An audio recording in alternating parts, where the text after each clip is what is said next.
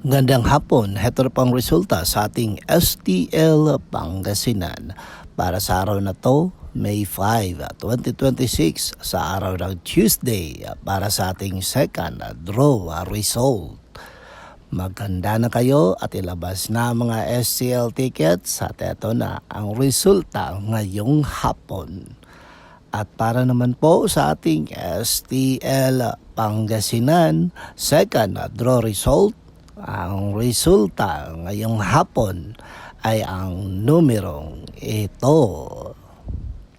Iwasan natin ang mga taong tamad dahil ang tamad ay nakakahawa at ang taong tamad ay tiyak hindi aasenso sa buhay. Okay? Don't forget to subscribe Purple Green TV. Paki-like, share at comment po. Thank you.